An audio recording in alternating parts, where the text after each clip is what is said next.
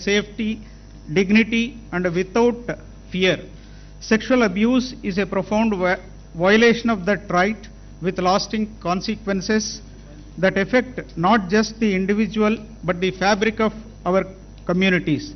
It is our duty to ensure that survivors are heard, believed, and supported, and that system of prevention, justice, and care are strengthened and enforced. It is with that spirit this state-level stakeholders consultation meet is being held today under the aegis of Women's Safety Wing, Women Development Child Welfare Department, UNICEF, and Telangana State Legal Service Authority in this auditorium. Dr. MCRHRD, Human Resource Development, Hyderabad, in the august presence of My Lord Honorable Sri Justice Suryakanth, Judge, Supreme Court of India, and Executive Chairman, NALSA, and the Honorable Chief Minister of Telangana, Honorable Sri A.Revanth Reddy Garu, and My Lords, Honorable Sri Justice Sujaypal Garu, Acting Chief Justice for the State of Telangana and Patron-in-Chief of Telangana State Legal Service Authority, and Honorable Sri Justice P. Samkoshi Garu, Judge, High Court for the State of Telangana and Executive Chairman of SALSA, and other Honorable Judges of the High Court and other dignitaries, a very good morning. I, Panchakshri, Member Secretary, Telangana State Legal Service Authority, on behalf of all the 4 departments, I welcome you to this consultation meet.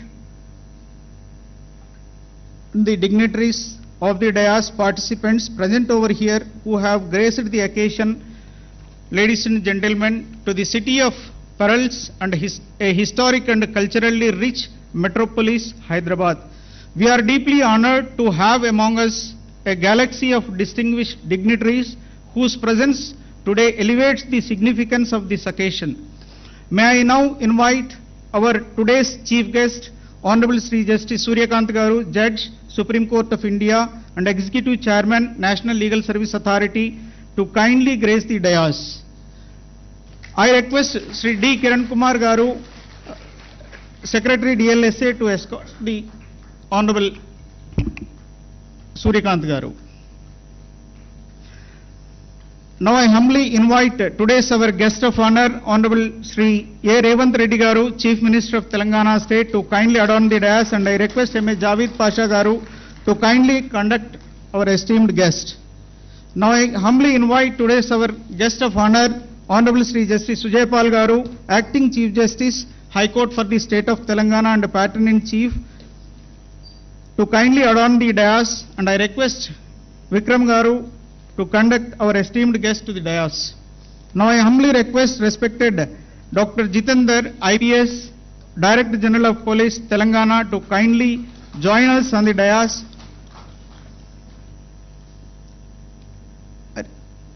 Now I request respected Madam Cynthia McCaffrey, representative of UNICEF India, to kindly take the seat on the dais, and I request Milind Kamble, Secretary, Legal Service Authority, to escort Madam. To begin with, I humbly seek permission of the Honorable Chair to declare the inaugural session as open. Thank you, my Lord. The inaugural session is declared as opened. As a gesture of our heartfelt respect and in recognition of their distinguished service to the nation, we now present saplings to our honorable guests on the dais. To do the honors, I now request Honorable Sri Justice Sujaypal Garu, Acting Chief Justice of Telangana High Court and Patron-in-Chief of SLSA, to kindly present a sapling to Honorable Mr. Justice Suryakanth, Judge, Supreme Court of India.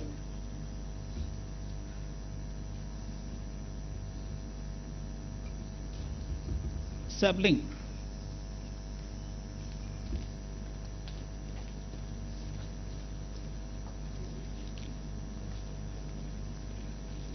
Ivama.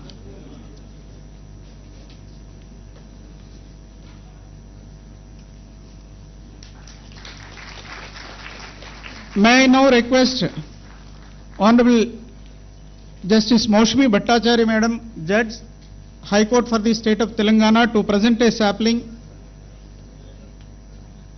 No, Sorry, Millard. I request Honorable Sri Justice P. Sam Koshi Garu, Judge, High Court for the State of Telangana, to present a sapling to Honorable Sri Justice A.Revanth Reddy Garu.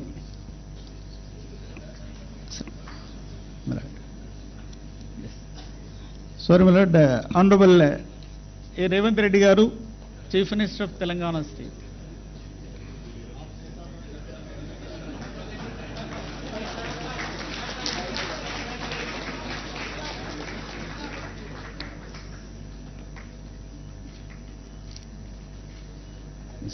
May I now request Honorable Madam Justice Maushmi Bhattacharya Madam to present a sapling to Honorable Sri Justice Sujay Pal Garu, Acting Chief Justice, High Court for the State of Telangana. May I now request Ms. Charu Sinha Madam, Additional DGP CID, Women Safety Wing, to present a sapling to Sri Dr. Jitendra IPS, DGP Telangana. Now I request Sri Dr. Jalalam B. Tafassi, Chief Field of Office, to kindly present a sapling to Madam Cynthia McCaffrey, representative of UNICEF India.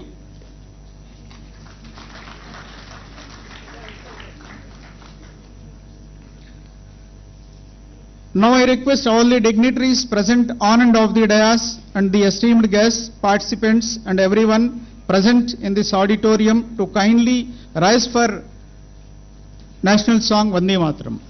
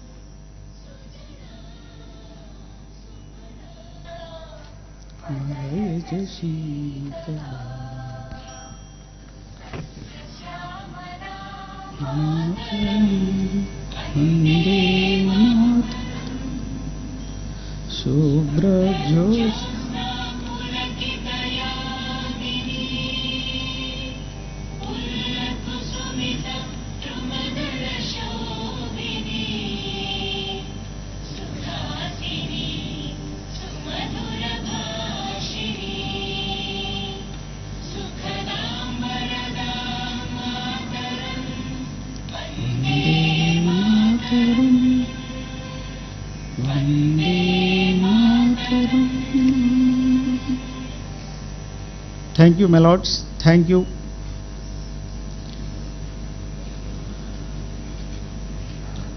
May I now request Madam Cynthia McCaffrey, representative of UNICEF India, to kindly deliver the welcome address.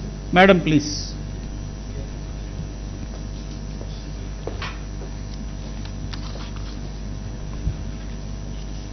Honorable Justice Suryakant, Judge Supreme Court of India, Shri Reddy, Honorable Chief Minister, Honorable Justice Paul, Acting Chief Justice of the High Court of Telangana, Dr. Jitendra, Director General of Telangana Police, all representatives distinguished from the Judiciary Government of Telangana, all stakeholders, namaskar. On behalf of UNICEF India, it is truly our honor to join you today at this landmark event that demonstrates the highest regard with which Telangana holds the protection of children's rights and well-being. And let me begin with this simple quote: "Justice is not served until it reaches the last woman standing in the queue." These are not words from an international convention. These are words written by Savitribai Phule, a charismatic social reformer of India who promoted girls' education and women's rights in the 19th century. And just this month, on July 2nd, the National Institute of Public Cooperation and Child Development was renamed Savitribai Phule National Institute of Women and Children Development, that recognizes the incredible leadership that India has had for women and children's rights. So it's long before any international conventions or international law that Phule gave us the accountability and the responsibility to defend those who are in the most need of their rights in even the hardest times. And India has stood at the helm,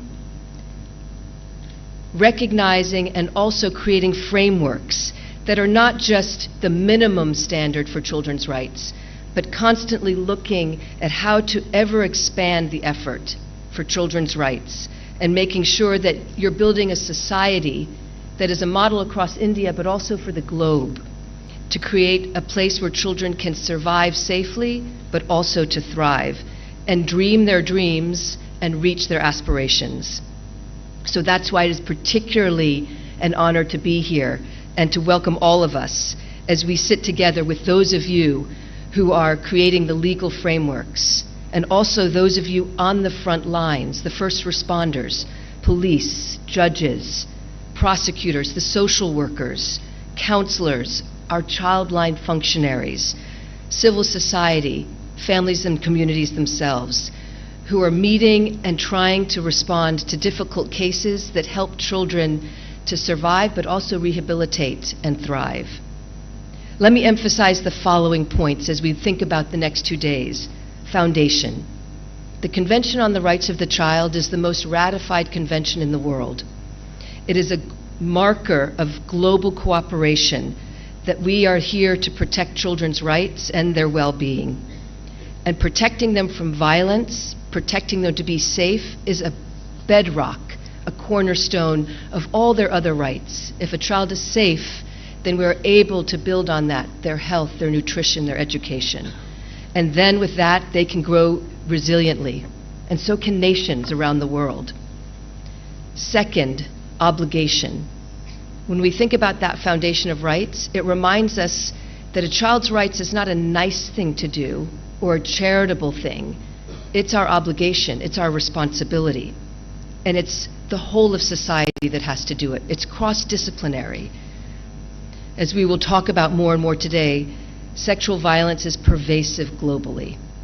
And it's harmful in many ways and for many reasons, including some deeply entrenched social norms. And so how do we work together to create that social power and change the social dynamics that enable children, and particularly those marginalized children, especially girls, to be able to have those rights? And at the same time, how do we look at the types of barriers that you're looking at every day that helps ensure disclosure and justice for individuals at every level, in every aspect, institutional and societal? I've talked about these prevalence. So what does that mean? As we look at India, some of the figures, if we look at NFHS 5 data from 2019 to 2021, almost 40% of women, 39% of women across India between the ages of 25 and 49 report having had sexual contact before the age of 18. Within that age group, 10% report having had sexual contact before the age of 15. In addition, India, and this state, is not just looking at the present challenges, but we're also looking at upcoming challenges like the internet, which creates opportunities, but it's also creating a global market for child sexual abuse materials and nefarious opportunities. So that is our foundation, obligation, and the third is demonstration. Demonstrating that we can make change. And India has demonstrated how to make change through its strong legal and policy frameworks that protect children from sexual offenses online and offline. And it's commendable what India has done as we look at services that provide to survivors special courts, legal aid, support persons, one-stop centers, and other services that help rehabilitate children. And they build on strong foundations that we see in the Ministry of Women and Child Development through Shakti and Vatsalya missions. This demonstrates India's commitment, but also building these strong foundations and meeting its obligations for children.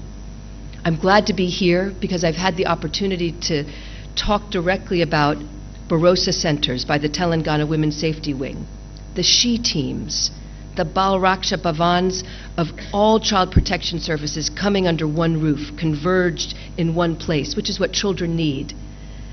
The efforts made in Hyderabad to issue identity certificates, Aadhaar, caste, disability, to all children wherever they are, care institutions, and all of these initiatives that build child protection across the state. My fourth is steadfast action. It's important to demonstrate what we're doing, but at the same time, how do we continue to expand action and the care journey that's necessary for a child so that they have professional restorative help throughout their journey. December 19th has been declared the Day of Prevention of and Healing from Child Sexual Abuse. It calls for 3 actions, and I put them on the table for our discussions in the days ahead. First is strong legislation that meet global standards, that can be a model and can be steadfast. India, I'm happy to note, and as I've said, has done so. Second is a call for strong child protection systems with adequate resources. And we're seeing that as we look at Mission Vatsalya and Shakti. December 19th also calls for supplementing that from states. And we're seeing that here in this state. How do you make sure you complement from all levels those strong child systems? And 3, December 19th calls for attention to working with communities. And here I would say it's worth our extra attention. We have to be where children live, learn, and play in order to protect them. Because in order to really make a change, we want to change some of the societal norms. And the greatest part of justice is prevention in the first place. So strengthening those investments in working with communities, working at the sub-district level that allows children to be seen when they're at risk, early detection, investing in things like teaching children about safety, creating child-friendly spaces that allows them to speak up about violence they may be experiencing. And all this helps to break silence and the stigma. Closer to communities also means it's easier to talk with adolescents who are often at a crossroads, and being able to talk to adolescents, giving them education that gives them agency, as well as the ability to make informed decisions. Comprehensive reproductive health can help bridge those gaps. And India is making great strides as it's working through the government of India's School of Health and Wellness program under Ayushman Bharat. These are very important practical interventions that make a difference. And I commend the Women in Safety Wing of the Telangana Police, which is taking these actions in similar strides. My 5th is partnership. UNICEF is very happy to be here, looking and working with partners like all of you. UNICEF works with government at the national level and at the state level in order to engage stakeholders, in order to help build capacity of workforce, those on the front lines, in order to help build systems that rehabilitate survivors and genuinely bring technical support that can help create child-friendly procedures, child-friendly spaces, and engage communities. So with that, I'd like to just reiterate the 5 points that I hope we build on here, and that UNICEF is committed to not just rattling off and saying we do these things, but how do we expand them even further and bring the lessons that the state is proving here across India, but also how does UNICEF take that globally and help protect children around the world. So building the dreams into reality. The foundation, our obligations to meet that, demonstration, steadfast action, and genuine partnership together. And I think Dr. Ambedkar, he summed it up best when he said it is not enough to dream of a better world. One must work tirelessly to make it a reality. So thank you to all of you who work tirelessly to make it a reality. Thank you, Madam, for the warm welcome address. May I now request Sri Dr. Jitender, IPS, DGP Telangana, to address the participants. Sir, please.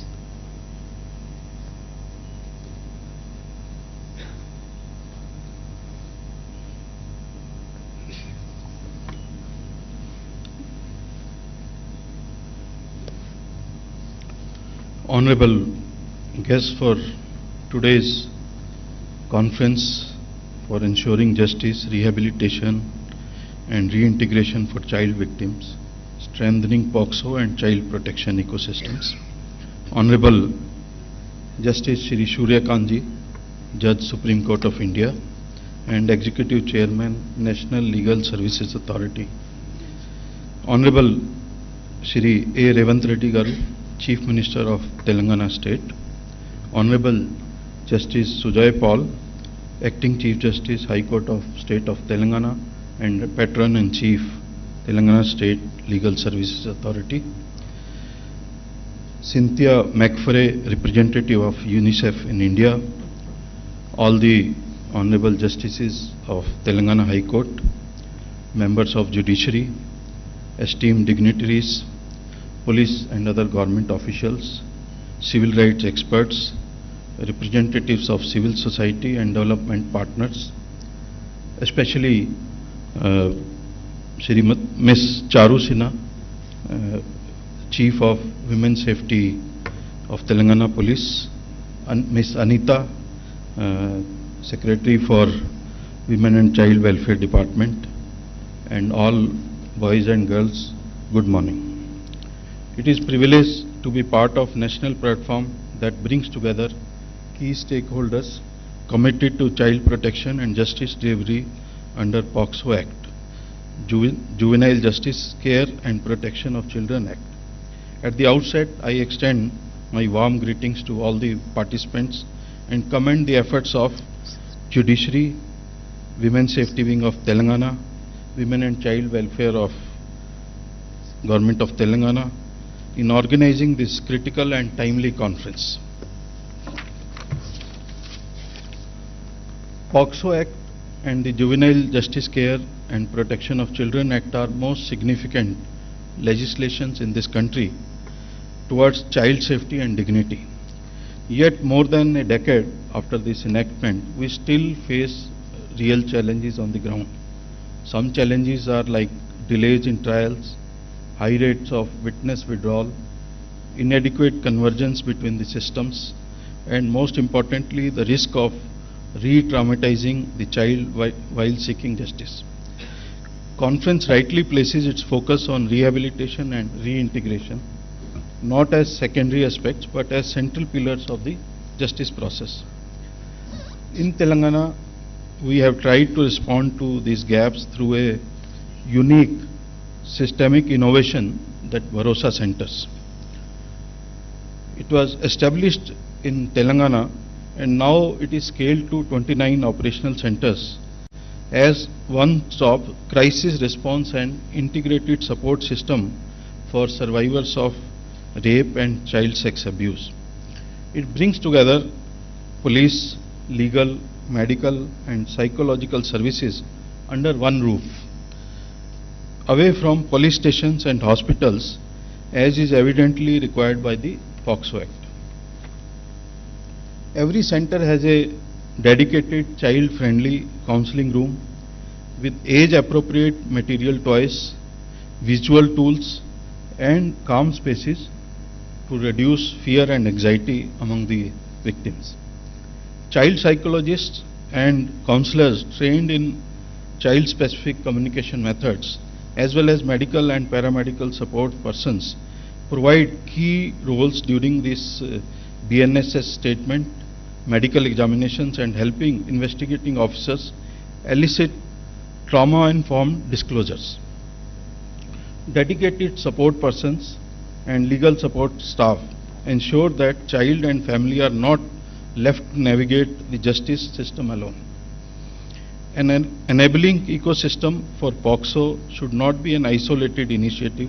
It is just enabler for the justice. We now operate one of the country's most advanced child-friendly courtrooms, facilitated through Hyderabad Bharosa Center, where children can depose without entering into so-called intimidating courtrooms environment, does not have to confront the accused, and feel free as well as confident. This is being scaled across all the districts in the state of Telangana. Convergence between Bharosa and juvenile justice system, including CWCs, DCPWs, JJBs and the courts, should grow further to become a comprehensive model for inter-agency collaboration. We have built strong referral system, fast-tracked it, medico-legal processes and ensured timely access to victim compensation as well as established an emergency victim assistance fraud. Despite its progressive framework, the juvenile justice system continues to face some challenges. The convergence between juvenile justice boards, CWCs, police and support services often lacks consistency and structure.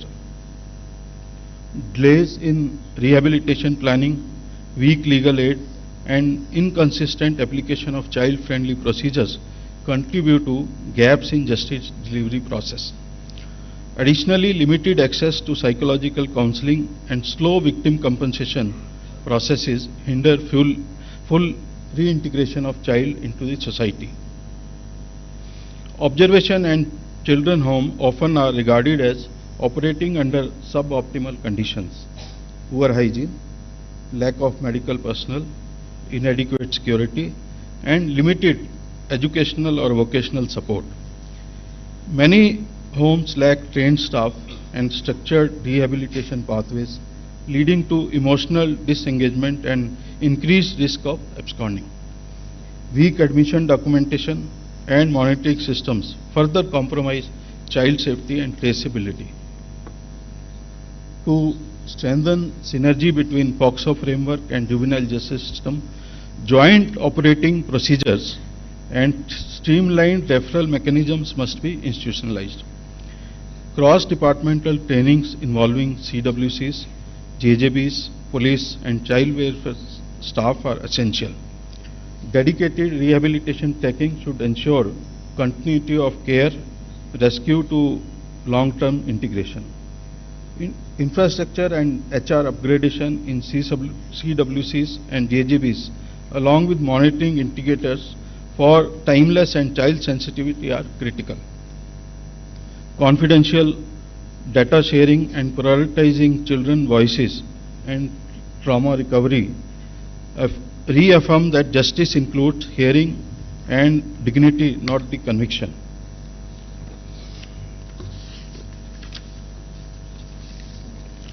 Let the conference be a platform not just for deliberation but for commitment. Let us together reaffirm that justice for children is not just about conviction rates but about restoration, safety and healing. State of Telangana under the leadership of our Honorable Chief Minister is committed to strengthening the Bharosa model further and sharing our learnings to contribute to national and state frameworks. We welcome collaboration, innovation and shared vision for all present here. Let us all be together and take care of life and dignity of all people who deserve it. Thank you. Jai Hind. Thank you, sir, for your special address on this inaugural session. I now request Honorable Mr. Justice Sujaypal Garu, Acting Chief Justice, High Court for the State of Telangana and Patron-in-Chief, Telangana State Legal Service Authority, to kindly illuminate us with your Honor's special address.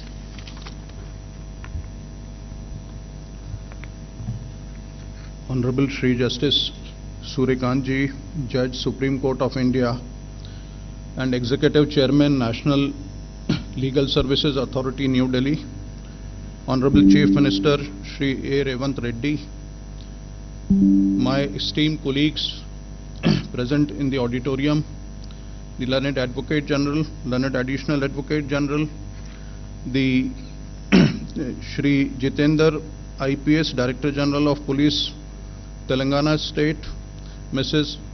Santhya McFrey, Representative of UNICEF, Ms. Charu Sinha, IPS, Srimati Anita Ramchandran, IAS, Secretary, Women Development and Child Welfare Department, Shri Panchakshri, Member Secretary, the resource persons, the stakeholders from different departments. Very good morning and welcome to all of you to this very important meet today, where we would like to discuss frankly about the issues before us so that we can come to a conclusion.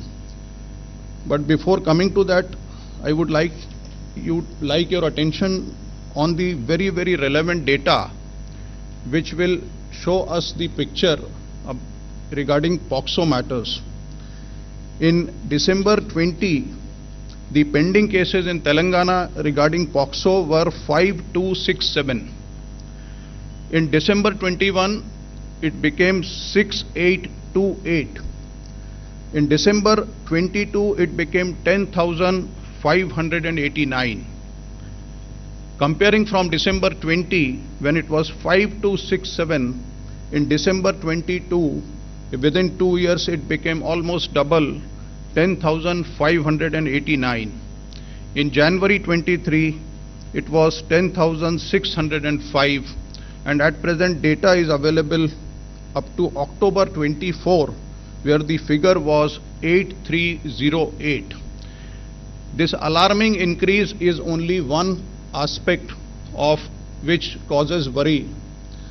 The another aspect and the another data which is more alarming, which is more dangerous, is that 98% accused are either family. Special address on this occasion.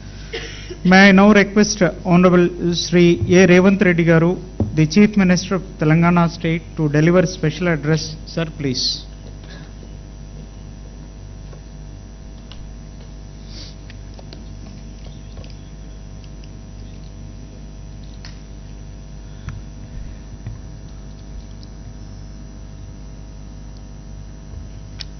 Honorable Sri Justice Suryakanth, Judge, Supreme Court of India, and Executive Chairman, National Legal Services Authority, Honorable Sri Justice Sujay Paul, Acting Chief Justice, High Court of State of Telangana, and Patron-in-Chief, State Legal Services Authority.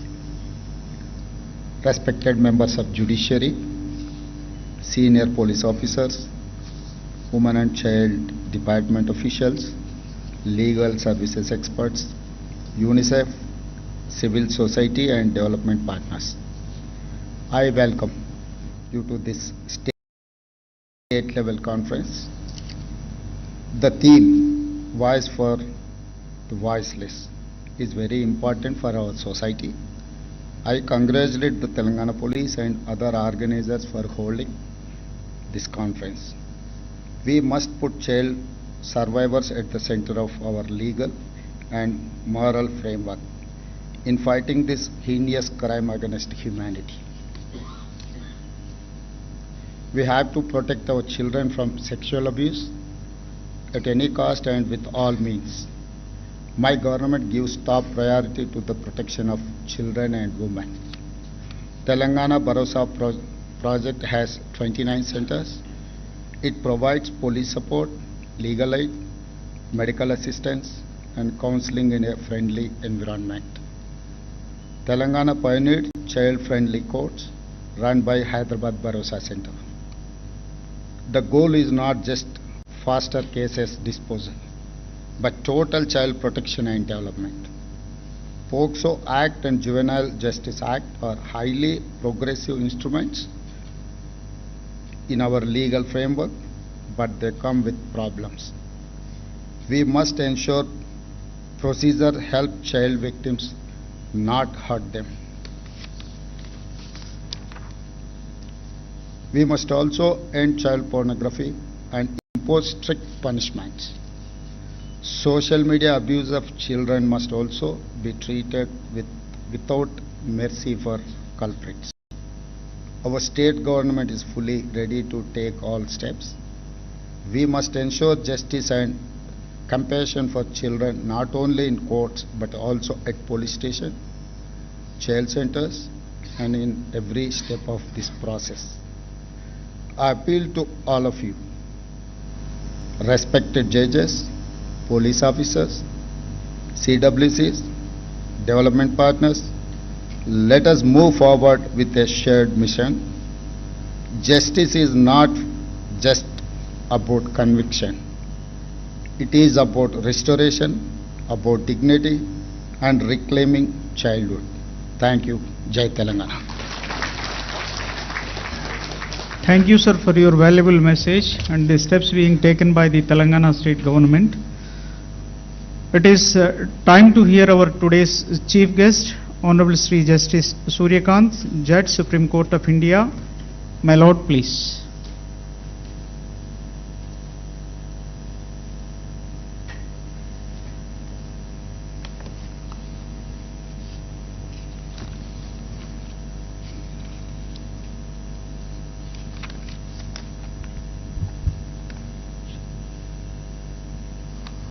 Shri A.Revanth Reddy, Honorable Chief Minister, State of Telangana,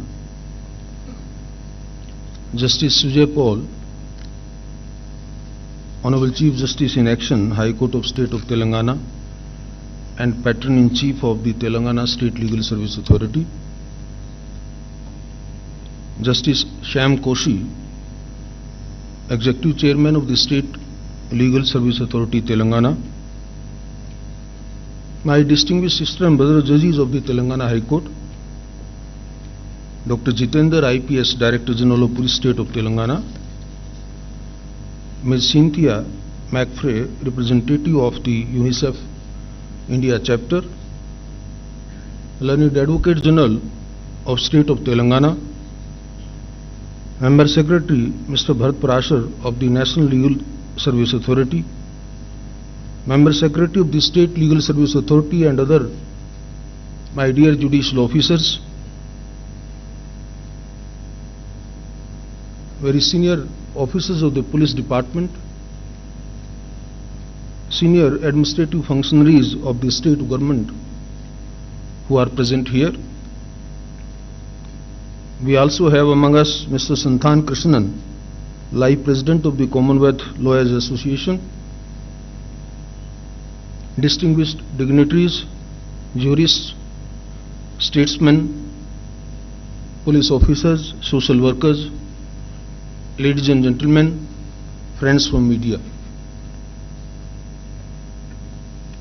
When Honorable Chief Justice cited a very emotional nazm of Nida Fazli, I immediately recollected Maria Montessori, a very celebrated pedagogue, and what she said about child. I quote her, "It is the child who makes the man, and no man exists who was not made by the child he once was."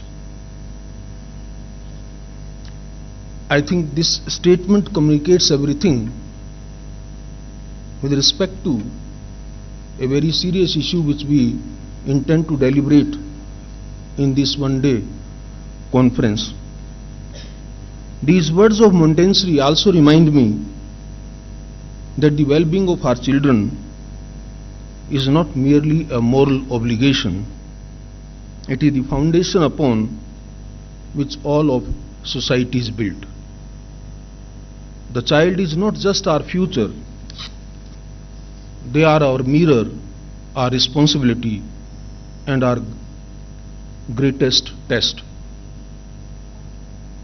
Today, as I stand before you, I cannot help but echo the statement of Montessori, because I am of the firm view that if we fail our children, we are not only failing them, we are failing the very soul of our nation.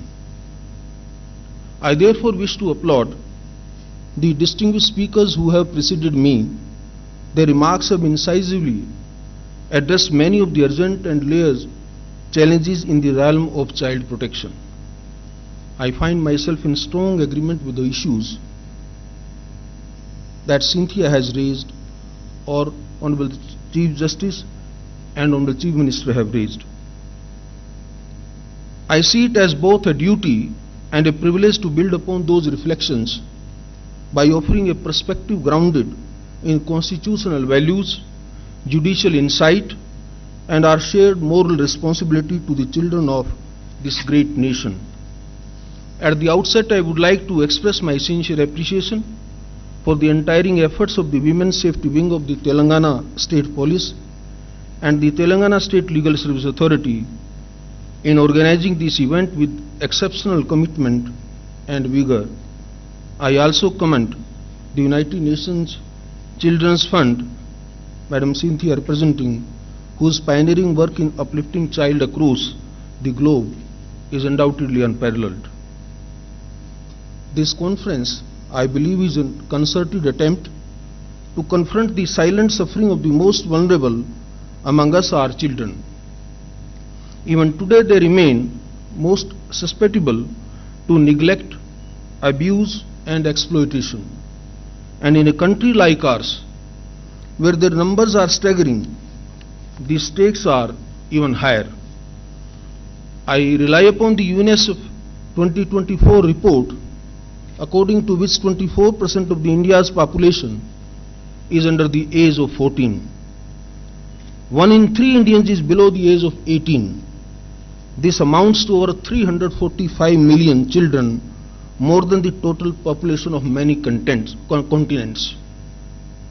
These figures and the Telangana State Legal Service Authority, in organizing this event with exceptional commitment and vigor. I also commend the United Nations Children's Fund, Madam Cynthia representing, whose pioneering work in uplifting child across the globe is undoubtedly unparalleled. This conference, I believe, is a concerted attempt to confront the silent suffering of the most vulnerable among us, our children.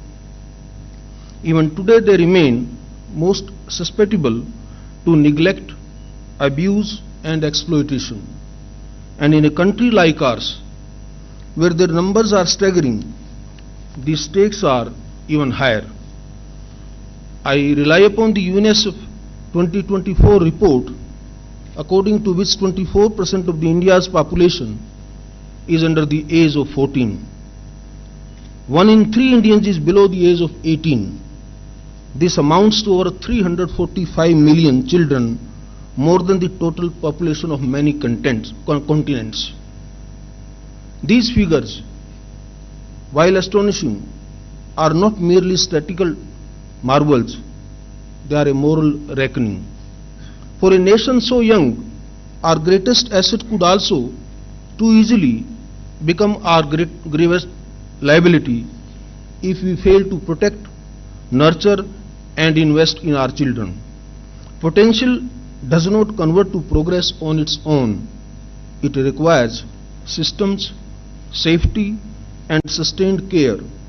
Each child we fail is not just a personal tragedy, but a lost thread in the fabric of our nation's future. This demographic reality places upon us an extraordinary responsibility, one that cannot be met with token gestures or fragmented responses. Every act of abuse, every moment of neglect must be seen not as an aberration, but as a collective failure. If we neglect our children, we forfeit the very future we hope to build. We must consequently confront what we are often too afraid to name, the child sex abuse. Make no mistake, this crime does not occur only in dark alleyways or distant corners. As Honorable Chief Justice rightly pointed out, it happens within homes, schools, neighborhoods and institutions. Places we instinctively consider safe, it is a violation that hides in plain sight. And it is not only a criminal act, it's a betrayal of trust, of childhood and of the constitutional promise to protect our most vulnerable. It makes a grave failure of our collective guardianship, and if I can say, it's also a failure of the state's parents' patriarchal responsibility. What makes this abuse especially heinous is that its harm runs far deeper than physical injury. Its wounds are often invisible but lifelong. Fractured self-worth, chronic anxiety, depression, PTSD, and tragically, you must have seen sometimes even suicide also. But the long-term damage goes even further. Research increasingly shows that children who suffer such trauma are more likely to become withdrawn, economically marginalized, or emotionally unstable adults. Worse still, there is the risk that some may perpetuate the very cycles of abuse that once endured. These are the outcomes no enlightened society can afford to ignore, and therefore we need to be overconscious about it. The law is enacted, of course. We have the 2012 Act which is a very robust legislation. It brought a long overdue legal overhaul, which is gender neutral, comprehensive, and child sensitive. It recognized, perhaps for the first time, that the justice system must be adapted to the child, not the other way around. But a law is not only as strong as its implementation. Special courts remain unevenly distributed. Police forces are often undertrained in trauma-informed investigation. Schools rarely speak about consent, autonomy, or safety. And even in judiciary too, we are insufficiently sensitized to the unique vulnerabilities of the child victims. In light of these realities, the path forward must be carefully and compassionately charted. There is where the agenda of this conference becomes so vital. As a lifelong student of law, I have experienced firsthand how even well-meaning systems often place disproportionate emphasis on punishing the perpetrator, while the child, whose life has been irreversibly altered, is left unheard, unsupported, and often re-traumatized by the very mechanisms meant to help. Justice becomes synonymous with conviction instead of recovery. If some of you will recollect, in 2014 onwards, I have been speaking about invisible victims of system, and that is what precisely I meant to say. Consider the case of a 10-year-old made to recount her trauma repeatedly. Before whom? To a teacher, a police officer, a medical examiner, a lawyer, and then a judge. With each retelling, her voice grows fainter until it vanishes altogether. This cannot be called justice. It is distress compounded by process.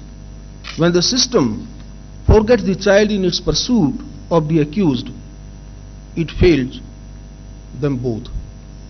This imbalance is not incidental, it is structural. That is why the focus on rehabilitation at this conference is both timely and necessary. Our child protection framework, though well-intentioned, remain disjointed and under-equipped. What we need is a fundamental shift, one that sees the child not as a passive witness in a criminal trial, but as a person in urgent need of sustained and holistic care. True justice for a child begins not in the courtroom, but in the moment they feel safe and secured within and outside the four walls. It begins in the hands of a counselor, the embrace of a caregiver, and the assurance that they will not have to walk alone. Reintegration must not be an afterthought. It must be the foundation of our response. Because a child's healing is not just a legal requirement, it's a moral obligation. And in this context, and knowing the Indian, our societal background, it is a constitutional commitment also. As we look to the path ahead, one truth becomes abundantly clear. The task of protecting and supporting child victims is far too important to be left to the legal system alone. Not only is it a responsibility of the judiciary, police, or social workers, it is in fact a collective national duty. Every institution, every stakeholder, and indeed every citizen has a role to play in creating an ecosystem where children are safe, heard, and helped. We must move away from reactive justice to a more proactive, compassionate model where rehabilitation is not a footnote but the foundation. In this regard, I would be remiss not to acknowledge and commend the pioneers' efforts initiated in the state of Telangana and particularly in the city of Hyderabad. As the Director General of Police explained, the Bharosa centers here have really emerged as a model of what integrated, victim-centric support should look like. By offering a one-stop facility where child and women victims of violence can access police assistance, legal aid, medical care, and psychological counseling under one roof. These centers exemplify what sensitive and holistic justice delivery should aspire to be. They demonstrate that with the right vision and commitment,